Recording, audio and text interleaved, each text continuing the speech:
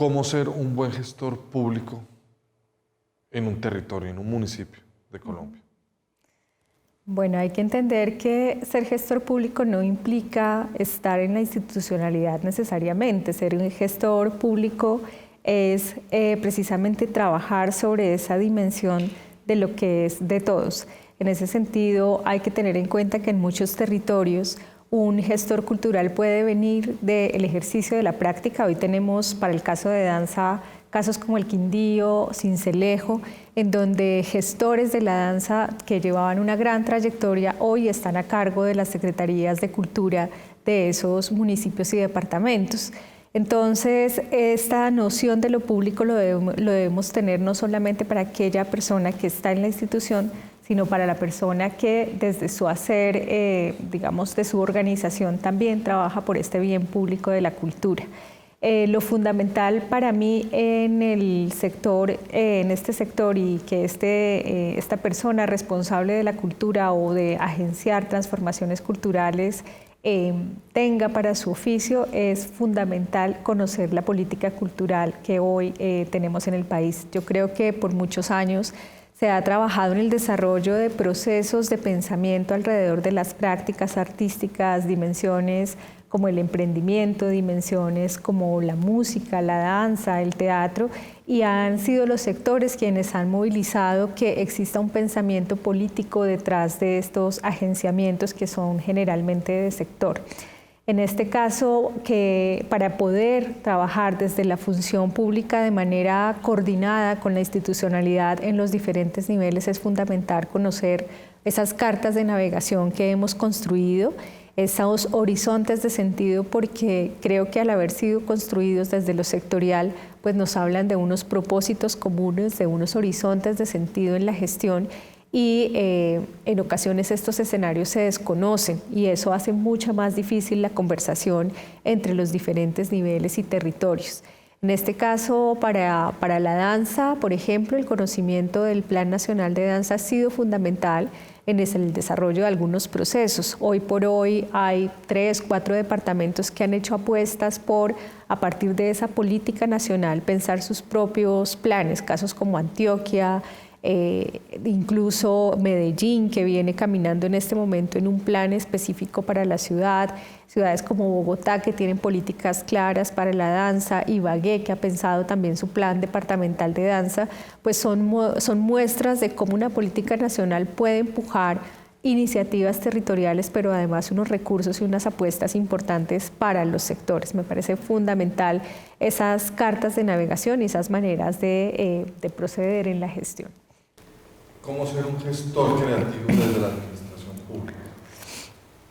Fundamentalmente, el gestor debe escuchar a sus sectores. Yo creo que cuando estamos en sitios de las instituciones que debemos velar por las agendas de prácticas o áreas artísticas, no podemos perder la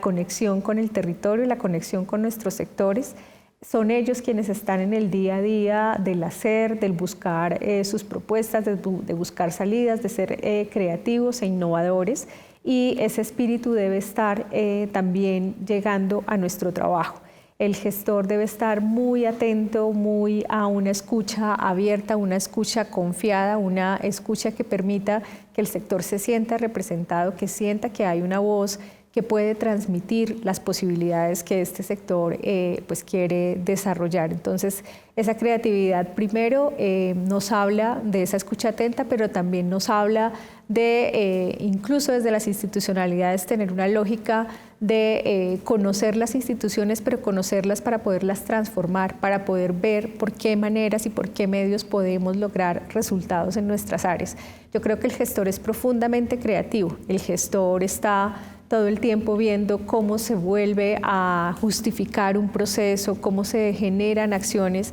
para que los proyectos puedan mantenerse, cómo se pueden sustentar a la luz de una política o una apuesta que se tenga en el territorio, y ese ejercicio de siempre estar en ese permanente justificación de nuestro oficio nos hace profundamente creativos y es una dimensión que no podemos perder. Al menos 3, 4, 5 ejemplos, Ángela, de buenas prácticas. De secretarios de cultura, de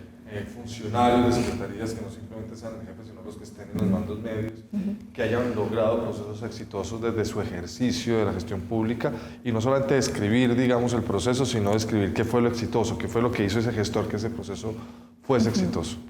Bueno, yo creo que hoy tenemos casos muy importantes relacionados, pues que vienen un poco de la danza, pero que muestran también ese poder que tiene nuestra área de poder dialogar con otras áreas artísticas. Hoy el Quindío, por ejemplo, ha abierto un gran abanico para fomentar la cultura de su territorio. Es un departamento que está pensándose, por ejemplo, una dimensión fundamental para la cultura, y es cómo las artes entran en la educación básica. Es un programa que está llegando a 10 municipios, a instituciones educativas, además con apuestas de más de 20 horas semanales de formación para los niños y niñas del departamento. Es una apuesta que seguramente en el corto plazo todavía no tenemos muchos insumos, pero que debemos tener pues una alerta frente a cómo documentar proyectos de este tipo que nos pueden mostrar cómo realmente las artes transforman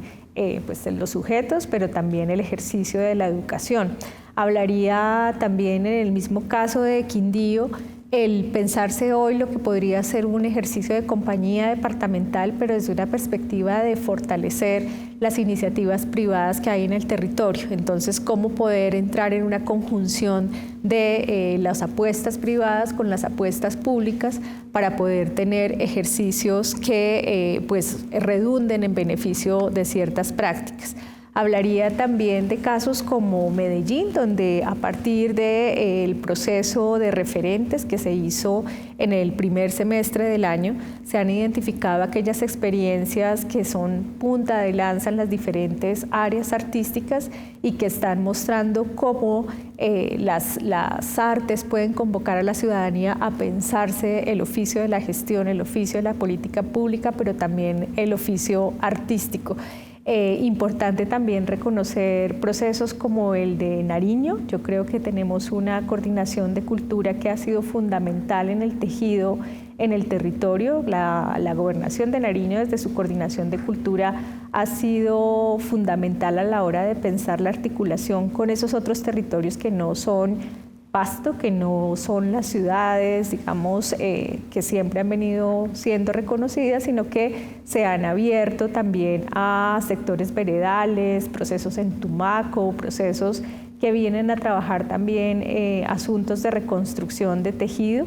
Y pienso que también es importante destacar aquellas secretarías de cultura que han podido dar un paso más allá de pensar su territorio y pensarse como región. Yo creo que hoy empieza a gestarse unas nuevas iniciativas de pensar proyectos regionales que puedan ser financiados por regalías. Ese es un camino que debe ser retomado, porque son muchos los programas y los proyectos que pueden ser financiados por esta línea y que beneficiarían, por supuesto, los procesos culturales de la región. Catatumbo hoy nos está mostrando también cómo los alcaldes de esta región, sus coordinadores de cultura, pueden sumarse a un proyecto común y a una perspectiva de trabajo regional. Entonces, hay varios casos que podríamos destacar de cómo esa gestión cultural desde la institucionalidad puede ir en beneficio de nuestros procesos culturales, sea porque buscamos fuentes de financiación, porque somos creativos a la hora de mirar estrategias para su financiación, pero también a la hora de conectarnos con los sectores y poder desde la práctica, desde sus prácticas, desarrollar agendas interesantes, no solamente para el gestor como tal, sino para un territorio. En frases cortas, 5 o 6 tips de lo que debe hacer un gestor cultural para ser exitoso, y 5 y 6 tips, los que te lleguen, de lo que no debe hacer un gestor cultural para ser exitoso. Ok. Bueno, un gestor cultural debe arriesgarse, un gestor cultural debe ser creativo, debe ser profundamente convencido de su oficio y debe conocer su terreno, su territorio y su terreno de gestión. Elementos que juegan en contra del gestor cultural: el estatismo, la negación de la diversidad, la perspectiva, digamos, conservadora frente a ciertas prácticas y el desconocimiento.